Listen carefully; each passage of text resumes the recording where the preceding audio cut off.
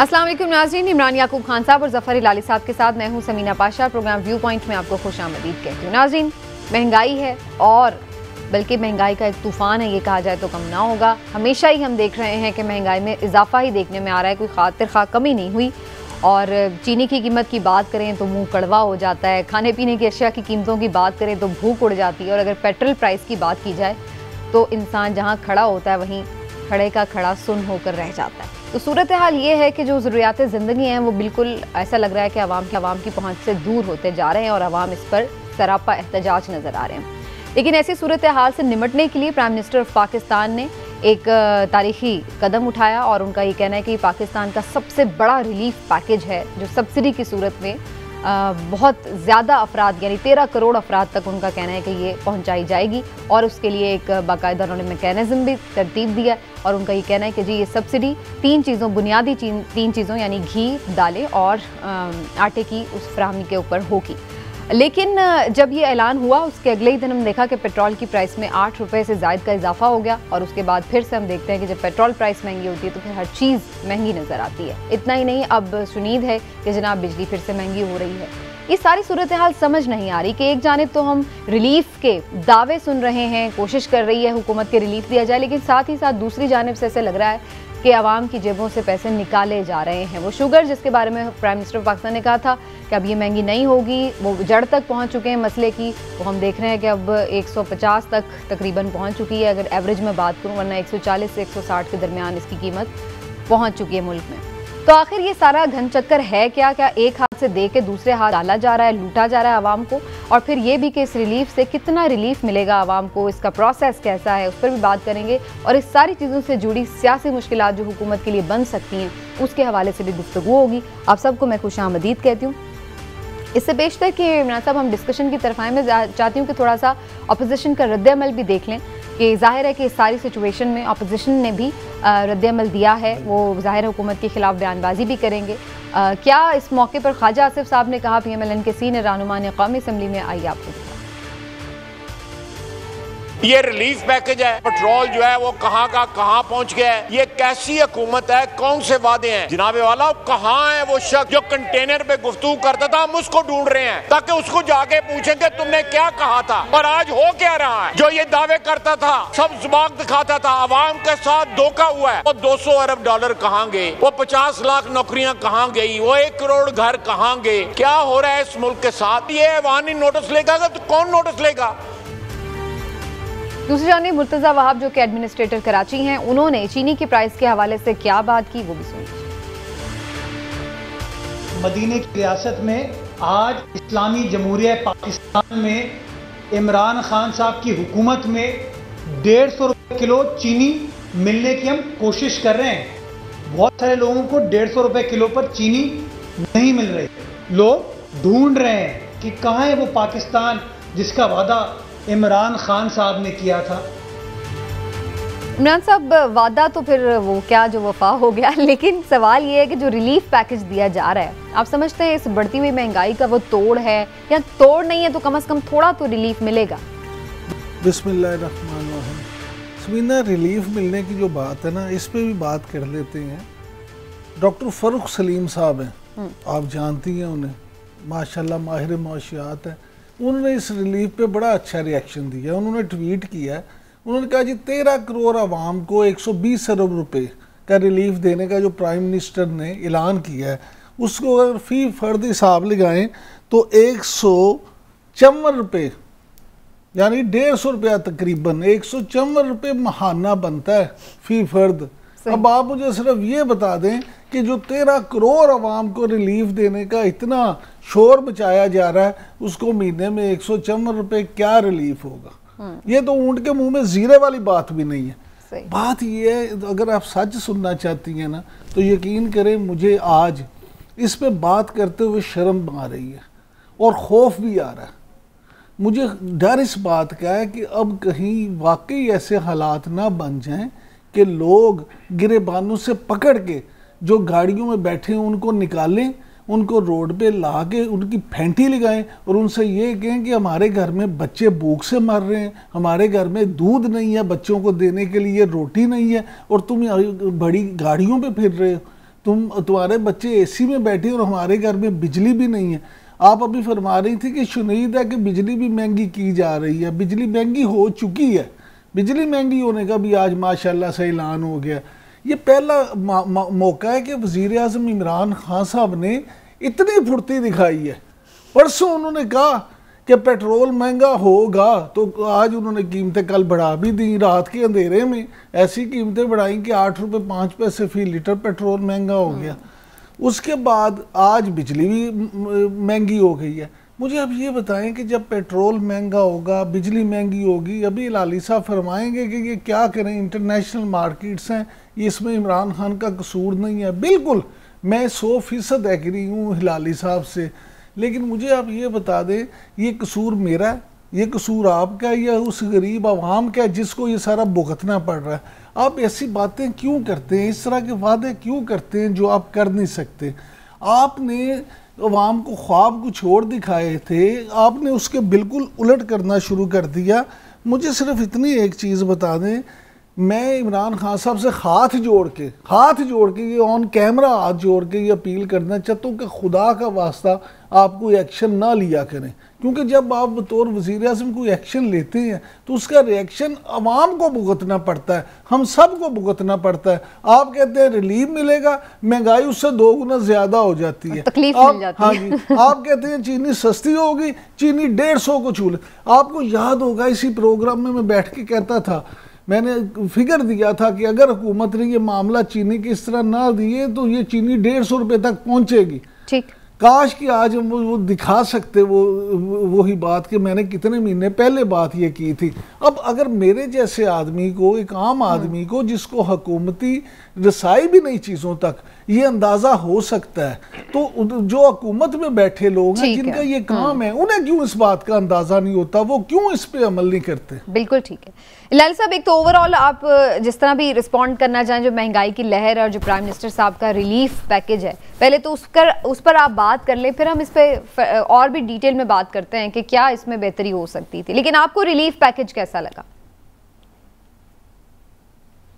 क्या आप समझती हैं कि हम अमेरिका है जिधर उन्होंने एक रिलीफ पैकेज दिया है 3 ट्रिलियन डॉलर का?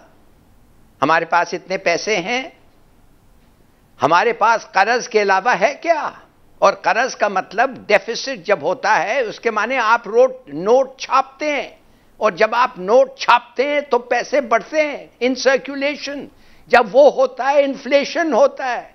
आपका डेफिसिट काटें, हाँ ठीक है, कट सकता है डेफिसिट, मगर इतना शोर मचेगा जब डेफिसिट कटता है, जब टैक्सेस को डबल कर दें, आप चीजें नहीं बिकेंगे। जब चीजें नहीं बिकेंगे तो होर्डिंग नहीं होगा। 300 लाख टन शुगर जो आया है, चीनी जो आया है, वो किधर है? वो किसके पास है? वो क्यों नहीं निकाल के बेच रहे हैं? वो रख रहे हैं सब। जैसे हम सब डॉलर बचा रहे हैं, पैसे बढ़ रहे हैं डॉलर के, हम क्यों लाएं डॉलर में उसको इस्तेमाल करने के लिए? पकड़ो, रखो, उसका डॉलर का कीमत बढ़ेगा। भाई इट्स सो सिंपल। लोग गवर्नमेंट्स को पैसे छापने पड़ते हैं। जब आप कर्ज लेते हैं, मुल्क से कर्ज लेते हैं, लोगों से कर्ज लेते हैं, आपको ट्रेजरी बिल्स देते हैं उनको वापस करने के लिए। देयर इज नो अदर, एक ही तरीका है, मैसिव रिसेशन। और जब वो मैसिव रिसेप्शन आता है तो बेकाबू हो जाते हैं लोग। देखिए, मैं सिर्फ ये कहना चाहता हूं, गलतियां हुई हैं। मिसाल के तौर पे मैंने खुद एक बात की है कि वो भाई डिस्ट्रीब्यूशन ऑफ शुगर क्यों नहीं, और अखबार भरे हुए हैं कि डिप्टी कमिश्नर्स जो हैं जिनका काम है वो नहीं काम कर रहे हैं। क्यों नहीं कर रहे हैं? डरे हुए हैं। किधर हैं वो किधर है उनकी लॉ इन्फोर्सिंग कैपेबिलिटीज? हम लोग जब व्हेन वी वर यंग, हम अपने डिस्ट्रिक्ट्स में जाके देख सकते थे, निकालते थे, पकड़ते थे उन लोगों की। पूरा हमारे पास वो जो उनके स्टॉक्स होते थे उनके, where are these deputy commissioners? मेरे कहने की बात यह है सिर्फ, I am sorry to say all this, मगर मैं ये समझता हूं, प्लीज अंडरस्टैंड वन थिंग, कि ये एक ऐसा फिनोमेना है जो एक मुल्क नहीं है दुनिया में जो इन्फ्लेशन से नहीं सफर कर रहा है। अब वो कैसे कोप कर रहे हैं? जो जो रिच कंट्रीज हैं वो और तरह कर रहे हैं। रिच कंट्रीज जो हैं, रिच कंट्रीज सब्सिडीज दे रहे हैं समीना, $3 ट्रिलियन का सब्सिडी दिया है 6-8 महीने के लिए। जिन लोग किराया नहीं दे सकते थे उनके घर के लिए गवर्नमेंट ऑफ अमेरिका ने कहा हम देंगे मकान, वो उसको लैंडलॉर्ड को, और उन्होंने तनख्वाह दिया। जो भी आपका ये था उन्होंने कहा हम देंगे, और वापस करने की जरूरत नहीं है। सही, ये कर सकते हैं आप। अच्छा हिलाली साहब, आप गरीब हिलाली साहब आप जो नहीं करते, कुछ एक्सपोर्ट नहीं कर सकते हैं, ये हिलाली साहब आप जो फरमा रहे हैं बिल्कुल ठीक है, लेकिन मेरा एक सवाल ये है जो मैं आपसे जानना चाहूंगा खास तौर पे, कि इसमें तो कोई शक नहीं कि आप अमेरिका नहीं हैं, आप नॉर्वे नहीं हैं, आप इस तरह का एक मुल्क नहीं है जिसके पास इतने फंड्स हों कि जिसके अपने पास, जिसको उधार ना लेना पड़े, जिसको कर्ज ना लेना पड़े, जिसको IMF की शराइत ना माननी पड़े। जब ये पोजीशन है तो फिर आप रिलीफ ना दें। आप क्यों इस तरह का नाम नेहाद रिलीफ देना चाहते हैं कि जिसमें किसी के पल्ले भी कुछ ना पड़े, किसी को फायदा भी ना हो, और हुकूमत फिर आपको लगता है ये स्टंट है कोई? एक सेकंड के हुकूमत सुन ले सर मेरी बात सुन ले, 120 अरब का खजाने पे बोझ भी ना पड़े, या तो फिर ये हो ना कि आप अगर 120 अरब रुपए का बोझ डाल रहे हैं खजाने पे तो किसी को उसका फायदा भी हो, मीनिंगफुल हो, और या फिर ना हो। जब मीनिंगफुल नहीं है, ये सिर्फ हिलाली साहब मैं एक फिक्रा कर दूं, फिर आप सर मैं फिक्रा मुकम्मल कर दूं, फिर आप इस पर खुल के राय दें। इलेक्शन स्टंट है हाँ, ये जो आप पब्लिसिटी स्टंट, सिर्फ और सिर्फ इलेक्शन स्टंट है, इसलिए कि हमने ये रिलीफ दिया, हमने ये किया। जी लाली साहब आप बताएं। जी लाली साहब, आपने जो 100, ये देखिए ये क्या कहते हैं, आपने तकसीम किया है 120 बिलियन जो पैसे दिए गए हैं, आप तकसीम उसको कहा है पर कैपिटा 200 बिलियन से 220 बिलियन लोगों का, यही किया है ना आपके। आप कहते हैं कि सिर्फ 100 रुपया मिला है, 194 रुपया 154 जी।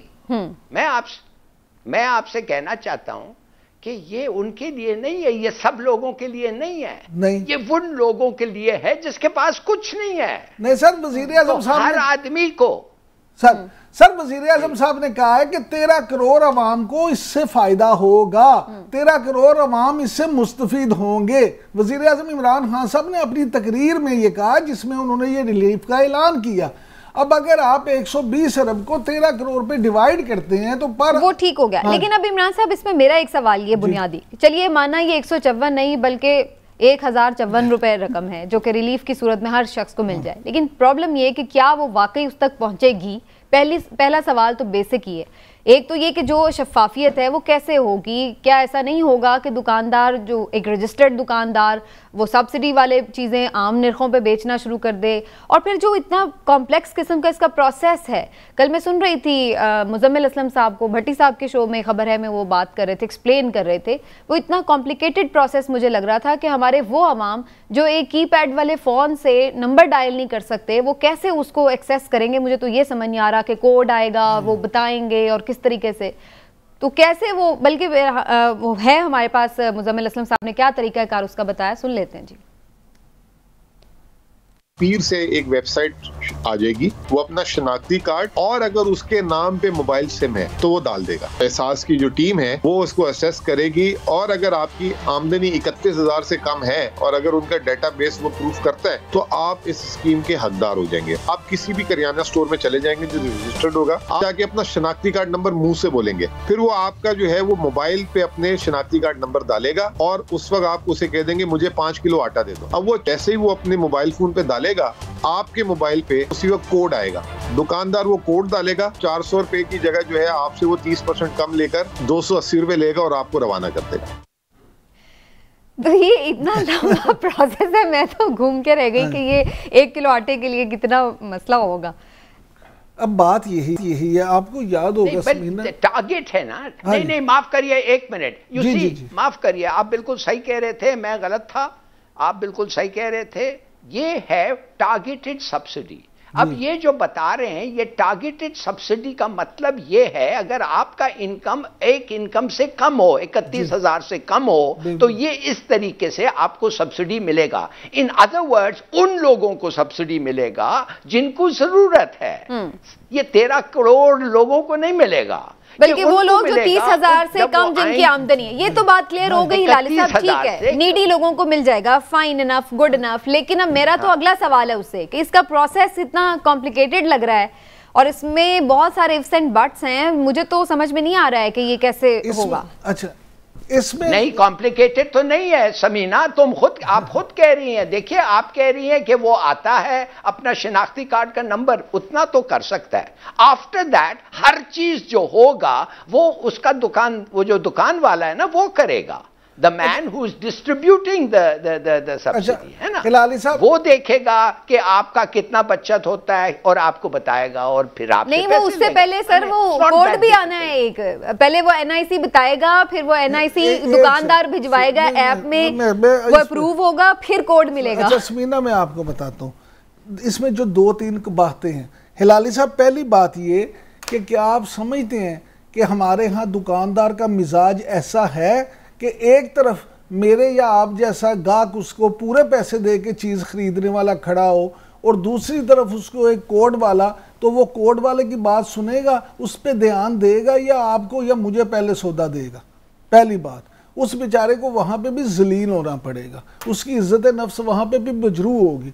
दूसरी बात ये कि आप एक, वैसे तो आपने अपनी तकरीर में भी इंडिया की बड़ी मिसालें दी, आप एक ऐसा काम करें जिस तरह इंडिया ने रिलीफ दिया था पेट्रोल पे, अभी कीमतें कम की, आप उसमें एक काम कर दें, आप कर दें जी हमने ये आटे पे और हमने ये ऑयल पे इतनी कीमत कम कर दी है, जो बंदा भी यूटिलिटी स्टोर पे जाए, पूरे मुल्क में यूटिलिटी स्टोर है, अपना ID कार्ड साथ लेके जाए, क्योंकि एहसास प्रोग्राम जो है, एहसास प्रोग्राम है गुर्बत की लकीर से नीचे जिंदगी गुजारने वालों का।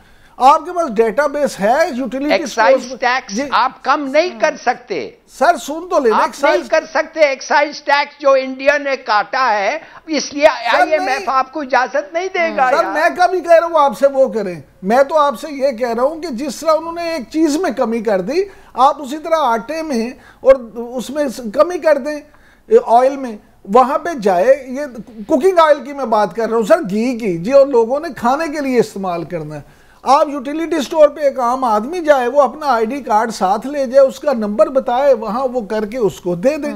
आप राशन डिपो टाइप सिस्टम बना देना, जिस तरह पहले राशन कार्ड होता था, यूटिलिटी स्टोर को यूटिलिटी स्टोर को एक तरह से राशन डिपो का नाम दे दें, आप काम उससे वही ले लें, लोगों को आसानी हो।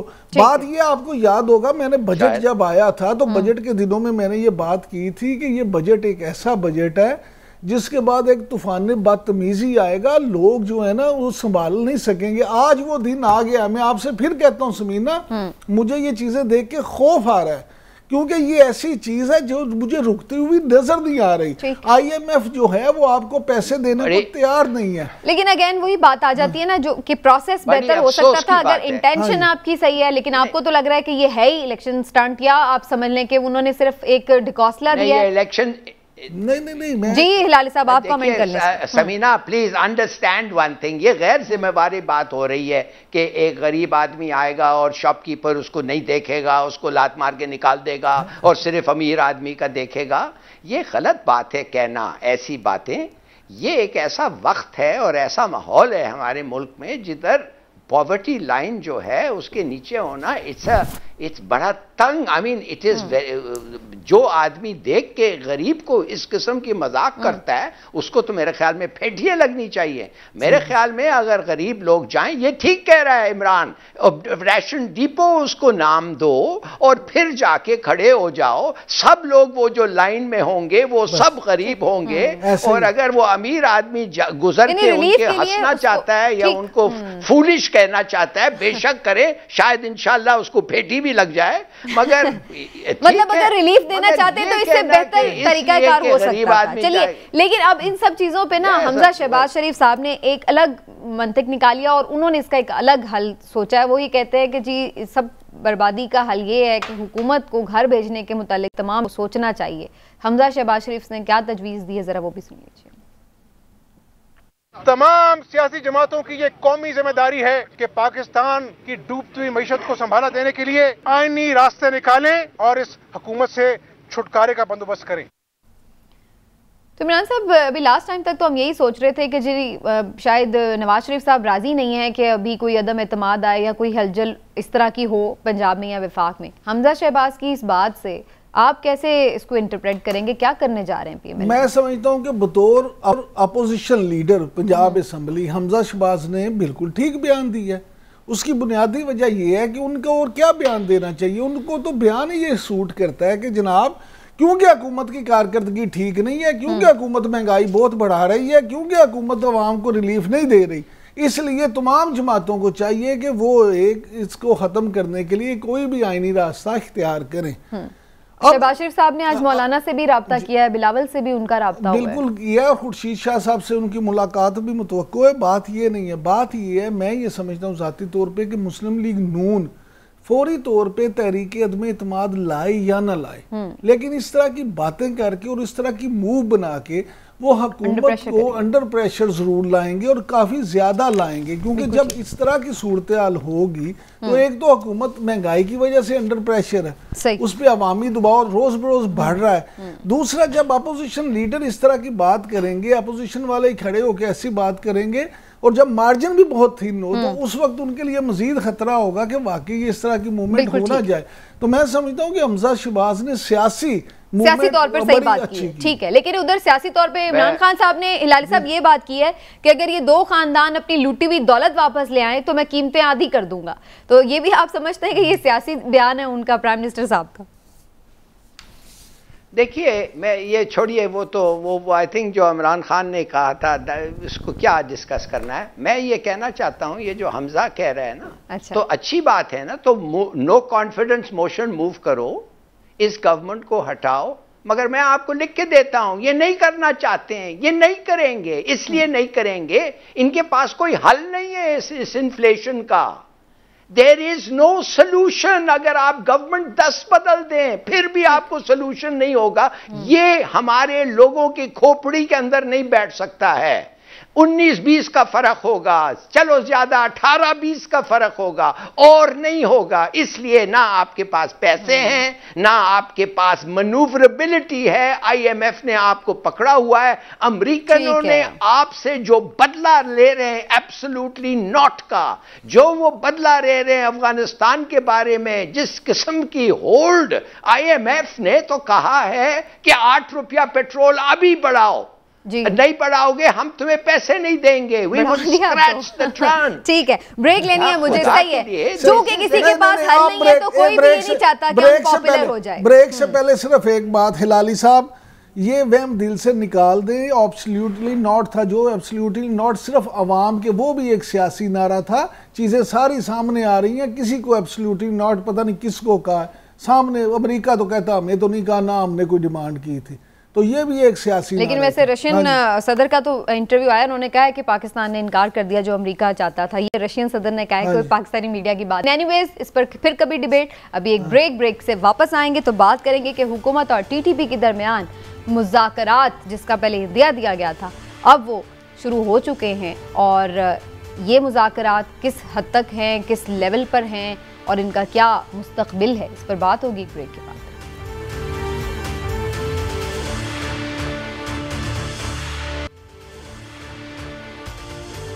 वेलकम बैक नाजरीन। कलअदम तहरीक तालिबान पाकिस्तान से मुज़ाकरात रियासत पाकिस्तान के इस वक्त जारी हैं, और इस सिलसिले में ये कहा जा रहा है, तालिबान ज़राए ये कोट कर रहे हैं कि जनाब सिराजुद्दीन हक्कानी इस सिलसिले में अहम किरदार अदा कर रहे हैं। लेकिन इसमें बहुत सारे सवालात हैं, वो ये कि आखिर ये किन टर्म्स एंड कंडीशंस पर मुज़ाकरात हो रहे हैं, दोनों तरफ से डिमांड्स क्या हैं, और इन मुज़ाकरात की कानूनी हैसियत क्या है, और फिर इनका मुस्तकबिल क्या है। तो इस हवाले से गुफ्तगू करना बड़ा ज़रूरी है। पहले मैं हिलाली साहब की तरफ जाऊँगी। हिलाली साहब, ये सारे क्वेश्चन बड़े इंपॉर्टेंट हैं, लेकिन सबसे पहले तो मैं आपसे ये जानना चाहूँगी कि आप समझते हैं कि टीटीपी के साथ मुज़ाकरात की कोई ज़रूरत भी है? क्योंकि अभी तो बहुत सारे लोग इस बात पर ही खफा हैं कि जी इस तंजीम के साथ तो मुज़ाकरात होने ही नहीं चाहिए, क्यों हम कर रहे हैं? बहुत अच्छा सवाल है आपका, और बहुत सारे लोग ऐसे सोच रहे हैं, और मैं भी उनमें शरीक हूँ जो समझता हूं कि इन लोगों का बैकग्राउंड हम जानते हैं, ये किस्म के मर्डरर्स हैं, चोर हैं, ब्रिगन्स हैं, इनका क्या आइडियोलॉजी है। बार बार इन्होंने आके एग्रीमेंट साइन किए और उस एग्रीमेंट को उन्होंने वायलेट किया, जैसे स्वात का था, और क्या हशर कर दिया था वो मुल्क पे। तो हम क्यों इनसे बात कर रहे हैं? ये तो बिल्कुल जैसे मैंने आपको कहा, मैं भी ऐसा ही सोच रहा था। मगर अब देखिए 2-3 चीजें हैं जल्द से। एक तो ये सराजुद्दीन हक्कानी का, ये रिस्पॉन्सिबल आदमी है, इंपॉर्टेंट लीडर है, पावरफुल आदमी है, और इस एरिया का जो जिधर इन लोग जिधर से ये आते हैं उस पे उसका काफी इन्फ्लुएंस है। वो मदद कर रहा है, वो कह रहा है इनको, कह रहा होगा उनको कि इनसे एग्रीमेंट करो, वी वांट पीस, हमें अमन चाहिए। अगर अमन उधर होगा तो अफगानिस्तान में भी होगा, और मैं अफगान हूं, और ये और वो बड़ी अच्छी बात है। और साथ साथ जो लोग निगोशिएट कर रहे हैं, and here is the key, जो लोग हमारे तरफ से निगोशिएट कर रहे हैं समीना, वो वही लोग हों जो इनके साथ लड़ा और इनको मुल्क को उनसे निकाला, और वो पता है वो किस किस्म के लोग हैं। तो मैं समझता हूं कि अब वो उनके झूठे वादे से they will not be fooled, और ना उनको ऐसे कंसेशंस देंगे कि फिर उनको इनके खिलाफ लड़ना पड़ा। तो मैं आई एम कॉन्फिडेंट कि ये जो बातें हो रहे हैं, मैं नहीं समझता कि एग्रीमेंट होगा, और मैं नहीं समझता अगर भी हुआ बचेगा, इसलिए कि ये लोग मेरे ख्याल में मर्सनरीज हैं। इनका काम ही ये है कि लड़ाई करो, लूटो और जिंदगी गुजारो। मगर अगर ट्रस्टवर्दी नहीं आप समझते हैं?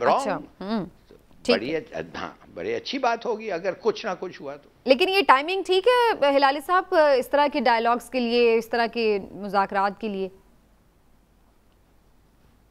नहीं, मैं तो समझता हूँ इमरान खान ने उठ के कह दिया कि मैं कहता हूँ कि हर वक्त लड़ाई से कुछ नहीं होता है, सिर्फ बातों से होता है।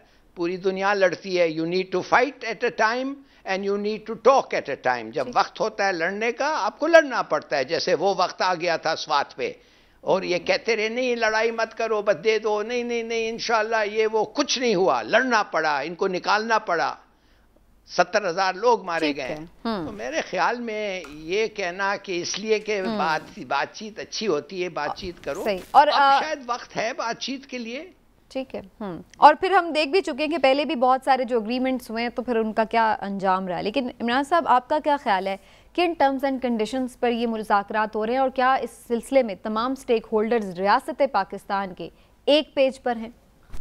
समीना, पहली बात तो ये कि लाली साहब जो फरमा रहे थे ना कि कुछ लोग ऐसे हैं जो चाहते हैं कि मुज़ाकरात ना हो, और हिलाली साहब भी उनमें से एक हैं। बिल्कुल ऐसे बहुत से लोग हैं, कुछ नहीं बहुत से लोग हैं जिनकी ये राय है। लेकिन कुछ लोग ऐसे भी हैं, बल्कि बहुत से लोग ऐसे हैं जो ये समझते हैं, जिनमें से एक मैं भी हूँ, हम ये समझते हैं कि अगर अमेरिका बार बार तालिबान के साथ मुज़ाकरात कर सकता, अगर अमेरिका के फ़ायदे के लिए हम तालिबान को मुज़ाकरात की टेबल पे ला सकते हैं, तो फिर अपने फ़ायदे के लिए अफ़गानिस्तान में अमन के लिए हम इतनी कोशिशें करते रहें, और अपने फ़ायदे के लिए अपने मुल्क में अमन के लिए हमें कोशिश क्यों नहीं करनी चाहिए? पहली बेसिक सवाल ये। दूसरी बात ये कि ये जो जिस मुआहदे की या जिस मुज़ाकरात की ये बात की जा रही है, उसमें जो बात अभी सामने आई है वो यही है कि जी आईने पाकिस्तान की बालादस्ती और रियासत की हाकमियत, ये दो बुनियादी चीज़ें होंगी इन मुज़ाकरात में जो मामला तय किए जाएंगे। और तीसरी बात ये कि फायरबंदी जो है कि उधर से कोई इस तरह का मामला नहीं होगा मुज़ाकरात, और इसमें मुज़ाकरात के मुताबिक मज़ीद फैसले कर लिए जाएंगे।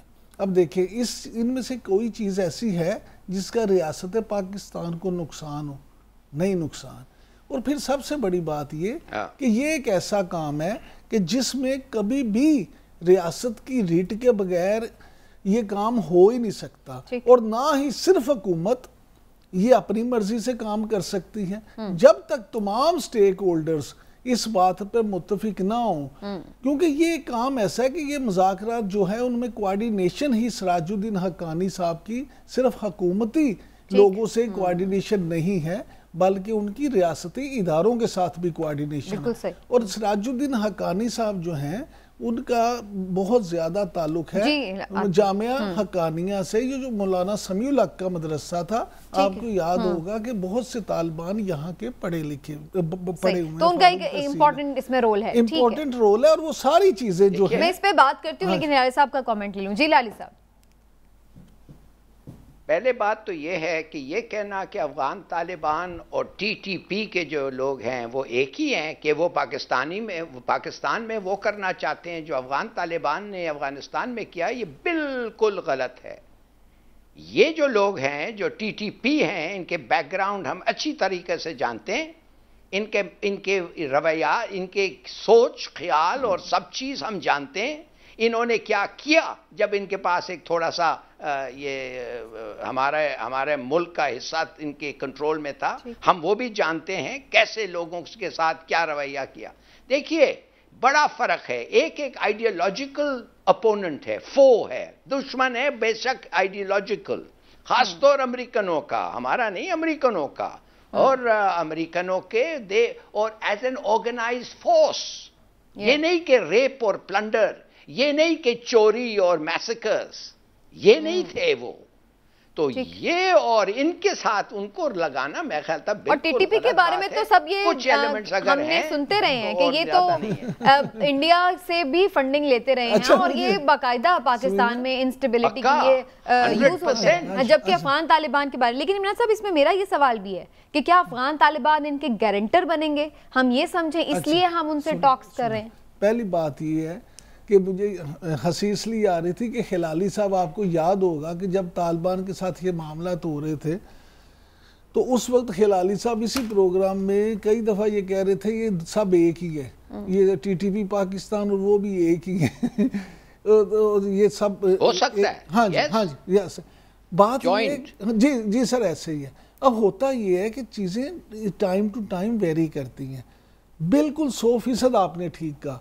अगर अफगान तालिबान गारंटर नहीं बनेंगे तो फिर पाकिस्तानी रियासत या हुकूमत दोनों इन मुज़ाकरात को उस तरह से तस्लीम ही नहीं करेंगे। अच्छा। देखें, जिस तरह पाकिस्तान ने फैसिलिटेट किया था अमेरिका और तालिबान को मामला हल करने में, सेम उसी तरह से अब तालिबान, क्योंकि तालिबान ने आपके साथ ये तय किया था कि वो अपनी सरजमीन आपके खिलाफ इस्तेमाल नहीं होने देंगे, और वो टीटीपी को भी उसके मुताबिक मजबूर करेंगे। ये सारी चीजें जो पहले डिस्कस हो चुकी थी, अब उन्हीं की इम्प्लीमेंटेशन के लिए ये सब कुछ किया, ये सारी चीजें हो रही हैं। लेकिन लाली साहब, इस बात की अब क्या हम तवक्को रखें कि ये लोग दोबारा रीऑर्गेनाइज नहीं हो जाएंगे? ये जो इन्हें टाइम पीरियड मिलेगा, अगर एक जो भी आप कह लें सीज फायर का, या जो भी ये जब तक ये एग्रीमेंट या टॉक्स हो रही होंगी, तो उसमें ये दोबारा से मुनज़्ज़म होके दोबारा से स्ट्रेंथ ना पकड़ लें, इस बात का भी तो एक डाउट है। बिल्कुल। और मैं ये सिर्फ कहूँगा, कौन कह रहा है कि ये हक्कानी इनका गारंटी करेगा? हक्कानी क्या गारंटी करेगा भाई? हमारे मुल्क का अमन हक्कानी गारंटी करेगा? हमारे मुल्क का अमन हम गारंटी करेंगे, और ये लोग जो आके अगर ख़राब करना चाहें, इनको हम निपटेंगे, वो कोई गारंटी नहीं करेगा। हम क्या गारंटी कर रहे हैं अफगान तालिबान के लिए? क्या गारंटी हम कर रहे हैं?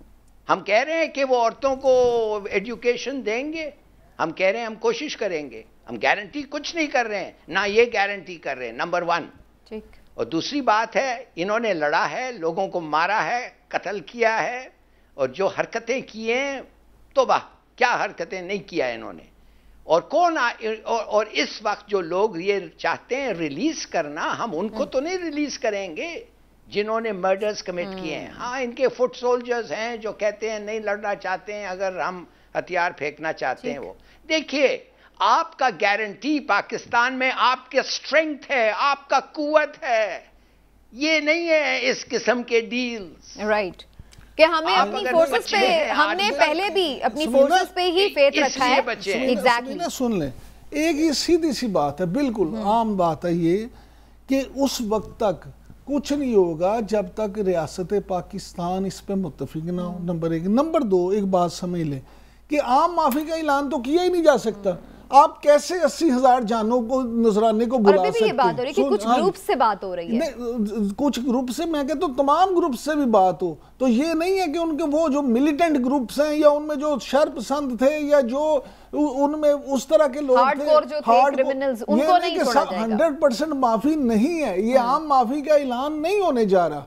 ये मुज़ाकरात वो हो रहे हैं कि आगे का मुस्तकबिल आगे जो पुरअमन तरीके से जो रहना चाहते हैं वो सो बिस्मिल्लाह रहें, और जो अपनी उस चीज पे रहेंगे उनका पाकिस्तान के साथ कोई ताल्लुक नहीं होगा। बिल्कुल ठीक है। तो फिर क्या आप लोग देख रहे हैं कि इन टॉक्स का कोई एक लॉजिकल एंड है, किसी मुज़ाकरात किसी हतमी नतीजे तक पहुंच जाएंगे? मैं समझता हूँ कि बिल्कुल पहुंच जाएंगे और पहुंचने चाहिए। देखिए दुनिया में तमाम मामला, तमाम जंगों का फैसला भी बिलाखिर टेबल पे ही होता है। ठीक है, तो ये अगर आप भी कर लें तो कोई बुरी बात तो नहीं है। लाली साहब, आपका इस पे क्या कमेंट है? आप क्या इसका फ्यूचर देख रहे हैं इन टॉक्स का? मैं समझता हूँ कुछ ना कुछ एग्रीमेंट हो सकता है। वो सराजुद्दीन हक्कानी को खुश करने के लिए टीटीपी भी कुछ कर लेगी, मगर इनके जो कॉन्टैक्ट्स हैं हिंदुस्तान के साथ, इनकी जो दुश्मनी है पाकिस्तान के साथ, इन्होंने जो लोगों को मारा है पैसे लेके हमारे दुश्मनों से, ये वो भूलने वाले नहीं हैं, ना हम भूलने वाले हैं। और अगर इन्होंने वाकई हथियार फेंक के एग्री किया तो ठीक है, कोई गारंटी इनका दे नहीं सकता। हम खुद देखना पड़ेगा कि इन्होंने जो साइन किया है इस दफे, 6 दफे पहले तो इन्होंने अमल नहीं किया था, इस दफे इस पे अमल करेंगे, और अगर नहीं करेंगे इनको भी लड़ना पड़ेगा। और by the way Afghan Taliban के साथ भी अगर जरूरत पड़े, अगर वो समझते हैं कि उनका रवैयात, उनका सिविलाइजेशनल वैल्यूज पाकिस्तान पे वो इम्पोज करना चाहते हैं, उनके खिलाफ भी लड़ना पड़ेगा। और उस किस्म के सिचुएशन में ये दोनों हमारे इकट्ठे होके हमारे खिलाफ लड़ेंगे। ऑफ कोर्स अल्लाह खैर करे। भी हमें तैयार होना इतनी चाहिए। लड़ाइयाँ हम क्या लड़े हैं, हमारे तो पहले ही आटा पेट्रोल से ही हम बड़े मुश्किल से निमट रहे। लेकिन एनीवेज देखते हैं, होपफुली कि पाकिस्तान के लिए जो भी फैसला हो वो बेहतर हो और पीस हो उसके नतीजे, और इसी बात की उम्मीद रखते हुए एक ब्रेक लेते हैं। ब्रेक से वापस आएंगे तो बात करेंगे एक ऐसे कत्ल की जो कि एक दफ़ा फिर से सवाल उठा रहा है हमारे निज़ाम इंसाफ के ऊपर, कि क्या फिर से हम यही देखेंगे, एक मिसाल बनेगी ऐसी ही कि जनाब कोई गरीब मारा जाए तो उसके लिए कोई और कानून है और अमीर के लिए कोई और कानून है। हम बात कर रहे हैं जनाब नाजिम जोखियों के कत्ल की। इस पर तफसील से बात होगी ब्रेक के बाद।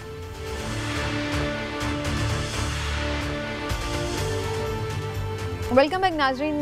नाजिम जोखियो एक सिंधी नौजवान है जिसको कत्ल कर दिया गया, और उसका कसूर क्या था जो अभी तक खबरें सामने आई हैं, अभी तक जो बातें सामने आई हैं, उसके भाई के मुताबिक उसने एक ऐसी वीडियो बनाई थी जिसके पादाश में उसको कत्ल कर दिया गया। और ये वीडियो उसने किसकी बनाई थी जनाब?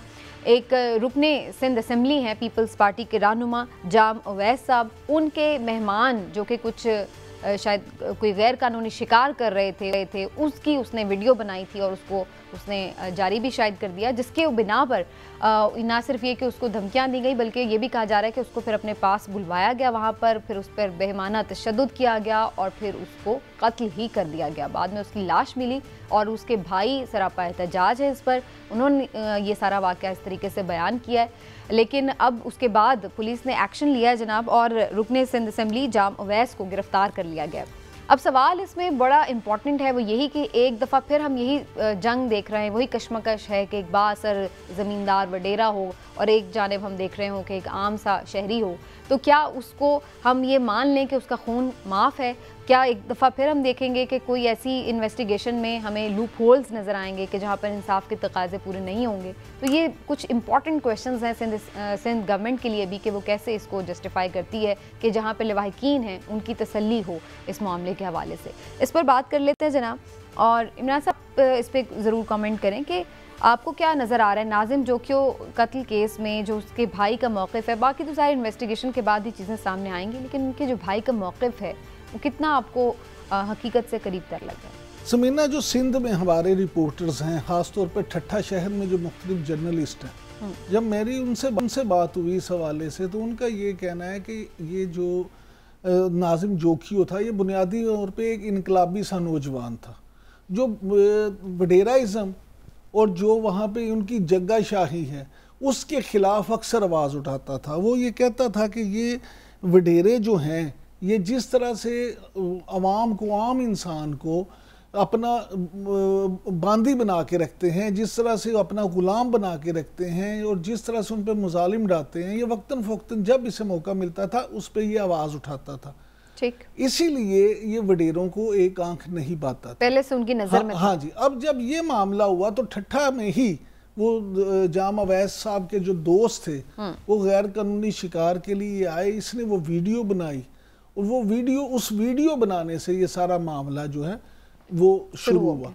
अब ये ठट्ठा में रहने वाला, लेकिन इसकी लाश कहाँ से मिली है? मलीर से, कराची से। यानी ये नहीं है कि उसको ऐसे वहाँ मार दिया, बाकायदा प्लानिंग के साथ उसको बुला के मार के ले के कराची में उसको तशद्दुद करके भी बेचारे की जान ली। और आप अगर ये देखें कि जाम अवैस की जो तस्वीर सामने आई है उसमें देखें वो कितने इत्मीनान से बैठा हुआ है। मैं कहता हूँ ये बिलावल भुट्टो जरदारी के लिए एक टेस्ट केस है। बिलावल भुट्टो जो हमेशा इनकलाबी बातें करते हैं, जो ये कहते हैं कि पीपल्स पार्टी आम हारी की, आम आदमी की जमात है, उनके लिए टेस्ट केस है कि वाकई अगर आम आदमी की जमात है, पीपल्स पार्टी हारी की जमात है, तो उनको आज इस हारी के साथ खड़ा होना चाहिए, इस आम आदमी के साथ, एक आम सिंधी के साथ खड़ा होकर इसको इंसाफ दिलाना और चाहिए। इंसानी हुकूक कमेटी के चेयरमैन भी हैं बिलावल भुट्टो। बिल्कुल ऐसे ही है, वो चेयरमैन भी हैं और उनको हमेशा उन्होंने तो देखे ये एक नाज़िम जोखियों का कत्ल नहीं है, असल में ये इनकलाबी सोच का कत्ल करने की कोशिश की गई है कि वहां पे दूसरा कोई और इस तरह की सोच ना रखे, दूसरा कोई इस तरह की चीज के खिलाफ आवाज ना उठाए। बिल्कुल सही है। हिलाली साहब, इस पर्टिकुलर इंसिडेंट पर आपका क्या रिएक्शन है? आप कैसे इसको देख रहे हैं? क्योंकि इससे पहले भी हमने देखा है अजीज मेमन जो एक सहाफ़ी थे, उनके बारे में भी इसी तरह से था कि उन्होंने कोई इंकशाफ करने की कोशिश की, बल्कि इंकशाफ किया तो बाद में वो कत्ल हो गए। उसके बाद उनका भी कोई मुल्ज़िम, कोई हमें उस तरह से केस का कोई मंतकी अंजाम नहीं नज़र आया। इस केस को कैसे आप देख रहे हैं? भाई ऐसे चीज़ें सिंध में तो होते हैं ना। सिंध में तो अभी तक कोई एक अजीब सा सिविलाइजेशन है सिंध में। उधर अमीर आदमी वडेरा MPA जो होता है, उसको अगर आप उसके खिलाफ जाएं तो कत्ल। वो तो देखिए क्या कह रहा है उसका भाई। उसका भाई ने स्टेटमेंट दिया था कि मैं, ये 4 लोग थे, मैं उनसे मिन्नतें मांग रहा था, खुदा के लिए मेरे बेटे, मेरे भाई को इतना मत मारो, इतना मत मारो, मगर उन्होंने छोड़ा नहीं जब तक वो मर नहीं गया था। और क्या कर रहा था इसका भाई? वो कह रहा था ये अरब मेहमानों को, ये MPA का, कि तुम लोग तिलोर मार रहे हो बगैर इजाज़त, इल्लीगल है, और इस प्रोसेस में तुमने रोड्स बंद किए हुए हैं, तुम हो कौन? तो फिर MPA ने कहा कि मैं बताता हूं मैं हूं क्यों, मैं कौन हूं, ये मेरे मेहमान हैं, और फिर उसको कत्ल किया। इस मेरे ख्याल में ये बिलावल भुट्टो को छोड़ें जी, ये क्या करेगा? कानून को लाएं ना, कानून को लाएं, उसको पकड़ें, इन्वेस्टिगेट करें और चढ़ाएं उसको तख्त पे। और क्या हो सकता है? अच्छा हिलाली साहब, यहाँ तो खैर CCTV फुटेज भी हो तो हम देखते हैं वो बंदा बच जाता है, अगर वो सेनेटर हो या सिंध असेंबली हो। हिलाली साहब सबसे सुनिए 1 मिनट, लेट मी फिनिश। जिला कंबर में शहजाद कोट खैरपुर में एक औरत को एक MPA ने गोली मार दी। आपने सुना? मुझे किसी ने बताया जी, ये भी कौन बताया? जो आदमी उधर का था, मगर और तो कोई खास नहीं है, आपने शायद सुना होगा। सही। उसका क्या हुआ? बिल्कुल ठीक यार, आई एम टेलिंग यू, ये तो एक इंसानी जान कीड़े मकोड़ों की तरह। हिलाली साहब, जो इसमें एक और अहम बात है, आप ये देखें कि मलीर के इलाके में जाम गोट में जो ये जाम अवैस का फार्म हाउस है, वहां से इसकी लाश मिली है। ये नहीं कि लाश भी कहीं और से ऐसी रास्ते में राह चलते नहीं मिल गई, वहां से लाश मिली है। लेकिन मुझे डर इस बात का हिलाली साहब कि सिंध में बेशुमार दफा पहले भी हो चुका है ऐसे केसेस में कि जो बासर लोग हैं, जो ये जागीरदार और वडेरे हैं, ये बच जाते हैं, और अगर किसी को सजा भी मिलती है तो फिर उन्हीं वडेरों के जो को मुलाजिम होता है, को गरीब आदमी को उनका हारी, उसको फंसा दिया जाता है। वो आके कह देता है कि जी ये तो मैंने जुर्म किया, या फिर दियत वगैरह के साथ मामला फाइनलाइज कर लिए जाते हैं। आपने इमरान साहब वो शाहरुख जतोई और वो जो शाहजेब वाला कत्ल केस था उसमें भी हमने ये देखा, फिर अजीज मेमन का मामला हो, और इसी तरह के वाकयात की एक सीरीज है जिसमें हम ये चीजें मैं यही अर्ज कर रहा हूँ कि ये सिंध में इस तरह के वाकयात जो हैं, मैंने क्यों कहा कि ये बिलावल भुट्टो जरदारी के लिए एक इम्तहान है, इसलिए कि बिलावल भुट्टो जरदारी को अब चाहिए कि वो इस पे एक्शन लें, और ख़ास तौर पे क्योंकि एक ऐसे एमपी है जिनका ताल्लुक भी उनकी जमात से है, उनको चाहिए कि उनके लिए एक टेस्ट केस है, मौका है कि वो साबित करें कि वो एक जमहूरी जहन रखने वाले पार्टी सरबराह हैं जो किसी को भी इस तरह की चीज में इन्वॉल्व, और आम लोगों को भी हौसला मिले कि जनाब कानून हमारे लिए भी मौजूद है, हमें भी कभी इंसाफ मिले। नाज़रीन, आज के प्रोग्राम का वक्त हुआ, इंशाल्लाह आपसे फिर मुलाकात होगी। अपना ख्याल रखिए, फीडबैक जरूर दीजिएगा। अल्लाह हाफ़िज़।